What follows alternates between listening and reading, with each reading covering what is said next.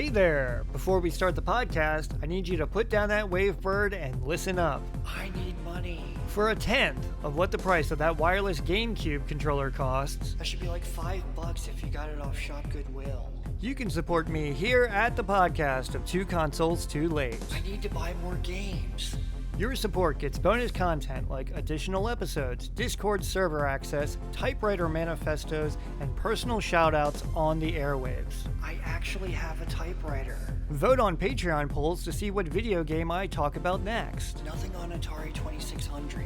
So go to patreon.com/2consoles2late because what the world needs is more Stick It!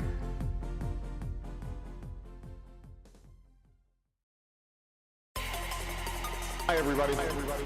Maybe what they're seeing and how they're seeing it, and also video games. I'm hearing more and more people saying the level of violence on video games is really shaping young people's thoughts. And constant crises have shaken the entire world and have threatened in each case to bring on the gigantic conflict which is today, unhappily, a fact. 9 programmable weapons buttons. Customizable feedback software. Don't just buy a new video game. Make one. He doesn't have a PlayStation 5. That's because he's Two Consoles Too Late.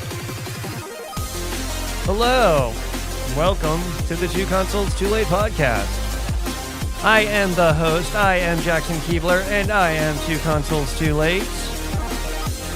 A natural fighter created the genius. What does that mean? Well, that's a password from the Sega Genesis port of Rolling Thunder 2. A slick side-scrolling action espionage game that was very faithful to the arcade original. And over on Auction Alert, we'll probably see if we can find a copy of this and what other treasures there may be. It's going to be a lot of fun. Let's go! I'm always giving GameStop flack, and usually it's in the form of a Stick it! And I'm actually going to retract those statements. My wife signed me up for whatever GameStop bonus program they have, and I wanted a copy of Star Wars Squadrons for the PS4, and I found a copy at one of my local GameStops, the Retro GameStop. I don't know. I think I talked about how certain GameStops are retro GameStops, and they have a larger selection of retro video games and consoles and what have you. Anyway, so I was searching for a copy of Star Wars Squadrons, and they had it, and it was only $4.74 plus tax, but GameStop gives you like a $5 coupon every month when you join this program. So I got Star Wars Squadrons for free. And to that, I have to say, yay. The game itself, I was hoping for something a little bit, along the lines of X-Wing, TIE Fighter, games that I've talked about, that I used to play in my youth on the PC. And it just didn't capture whatever those games did. But so, you know what? I have to give it to GameStop. I always, every time I go into GameStop, would you like to sign up for a rewards program? I always said no, but my wife pulled the trigger and she got me their membership, and I'm reaping the benefits. So, okay, GameStop, you cannot Stick it!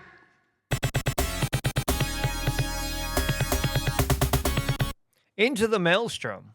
That is the first phrase you see in the Rolling Thunder 2 manual. So what is the story of Rolling Thunder 2? 2 Albatross, codename, from WPCO HQ, World Police Criminal Organization. That just didn't make any sense. Communication satellites destroyed. Disruption of global information flow seriously damaging world economy. Analysts expect further economic and political deterioration.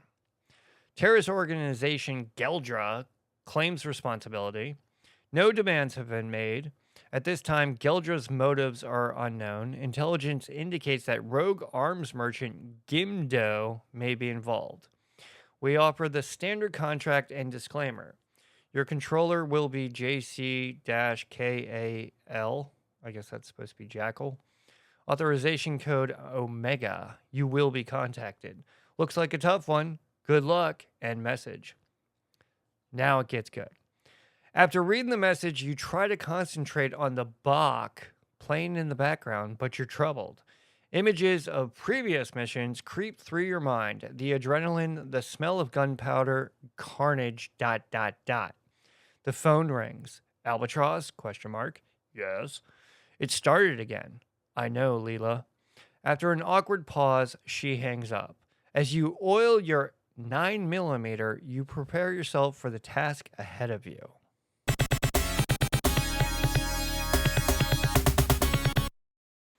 All right, let's start with some background on Rolling Thunder 2. RT2 was developed and published by Namco in 1990 as an arcade game and was later released for the Sega Genesis in 1991. It is the sequel to 1986's Rolling Thunder, which was well known for its secret agent aesthetic and challenging gameplay. The sequel improved on the original. It kind of refined it. There were some new mechanics, there was a co-op mode, and a more vibrant color palette, making RT2 feel more like an evolution of the series while staying true to its roots. The Genesis port also added a few extras, such as a password system for saving progress and a slightly expanded storyline. Now, in the intro, I was talking about the passwords. These are the passwords for Rolling Thunder. I'm not going to read them all, but they're just kind of these like cryptic code messages. A magical thunder learned the secret. A natural fighter created the genius. A rolling nucleus smashed the neuron. A curious program punched the powder. Blah, blah, blah.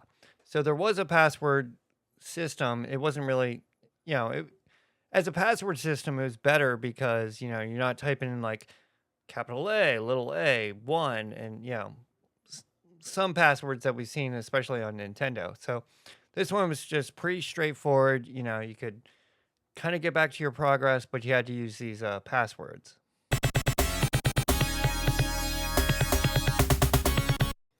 So at its core, Rolling Thunder 2 is a side-scrolling action game with platforming elements. The players control Albatross or Leela, members of the WPCO. Your mission is to stop a global crime syndicate called Geldra. The gameplay is straightforward, but there is some strategy. You move through multi-tiered levels, taking cover and blasting enemies with a limited ammo supply. Precision is key. Just the right amount of bullets at the right enemies. Enemies come in waves, and their attack patterns require patience and memorization. The weapons of Rolling Thunder 2 are pretty simple. You start with a pistol, I guess a 9mm. Then you get a submachine gun, and then some levels you get a flamethrower, and then you get the cluster gun.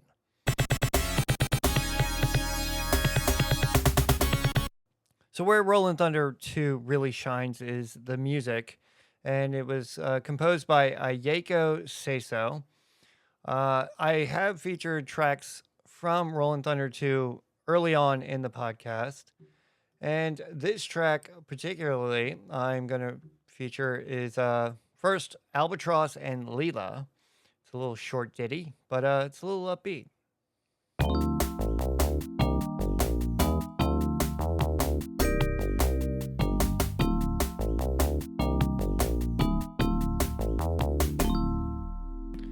But across the tube is a theme that sort of captures like some mystery and some suspense, and it's another good track.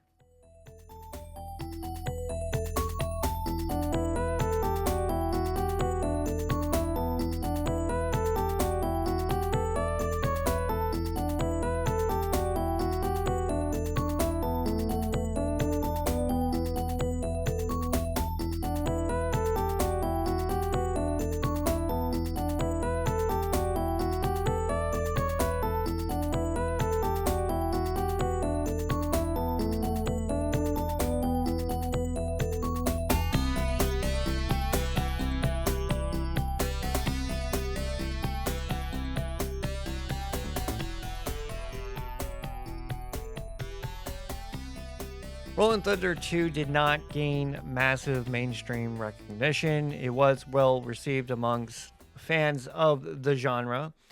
Critics praised its challenging gameplay and stylish presentation. The Genesis version, in particular, was celebrated for being a faithful port that added meaningful improvements.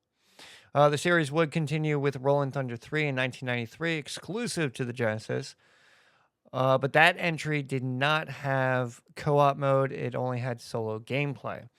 So, if I had a time machine, I would go back to when I actually had a Sega Genesis and I actually had a cartridge of Rolling Thunder 2, because now it's worth a pretty penny on Auction Alert. Auction, auction, auction, auction, auction, auction. Alert. Rolling Thunder 2, a loose cartridge on price charting, goes for $33.11, while the complete price goes for $89.96. So I went over to the shop Goodwills to see what I could find, and I did find a sold copy. This sold way back in October 30th, Devil's Night, from the Goodwill of Central and Southern Indiana, and it sold for, with 10 bids, $80. And that was complete in box with the manual. There were stickers on the cartridge and the manual, but I'm guessing someone did not care. Currently, there are no current listings for Rolling Thunder 2 on Shop Goodwill.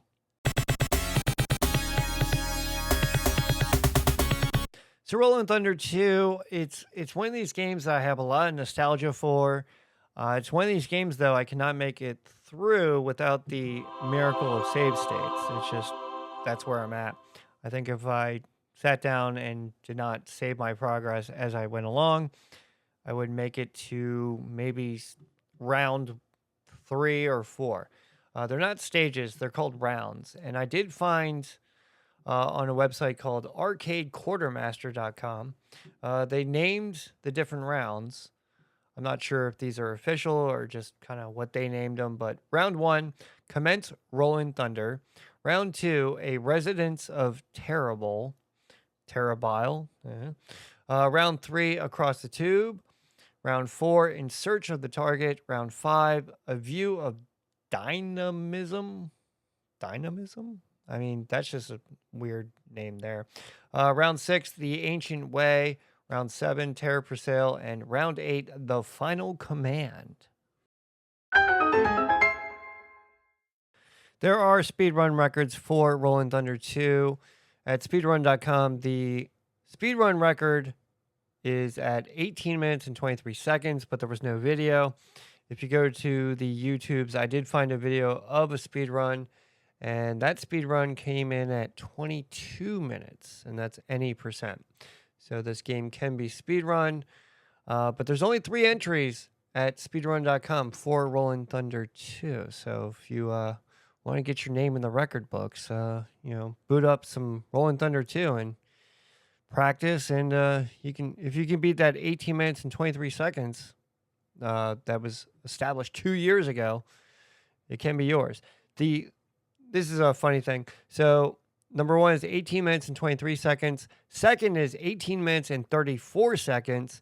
And at third is 39 minutes and 32 seconds. So a lot of room there. A lot of room.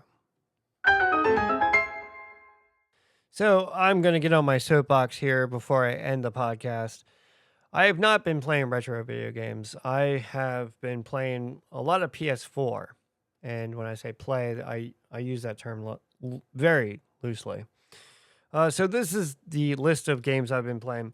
Star Wars Squadrons. I was talking about that earlier. It doesn't play like X-Wing. I was hoping for X-Wing. Didn't happen. Days Gone. A Zombie Apocalypse just didn't work for me.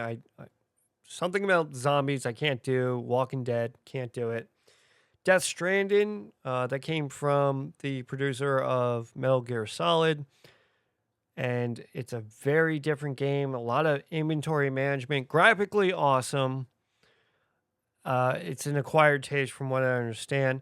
Cyberpunk 2077 or whatever. I didn't make it past the tutorial. It's all these games, like they're trying to be like really story heavy, and a good story helps, but these games, like they're trying to be like movies, and I can't get into it. And The Last of Us remastered, I had it on PS3. I got into it because of the TV series, and once again, another quasi zombie game. So the PS4 experiment it's not quite working out here. But you know what? Fallout 4, Fallout 4 is semi-faithful to Fallout 3, but as I'm playing Fallout 4, I just kind of want to go back and play Fallout 3. I can't wait for the next season of Fallout on Amazon. So that's what I've been playing. But these modern games, I just can't do it. Graphically awesome, controls way too much going on. Just too many buttons and combinations. I can't do it. I just can't do it. So Two Consoles Too Late will remain Two Consoles Too Late. But I have been the host, Jackson Keebler. Thank you for listening. Go to the interwebs, go to Google, type in Two Consoles Too Late, and there I will be found. But as always, have a good one. I love you. And goodbye.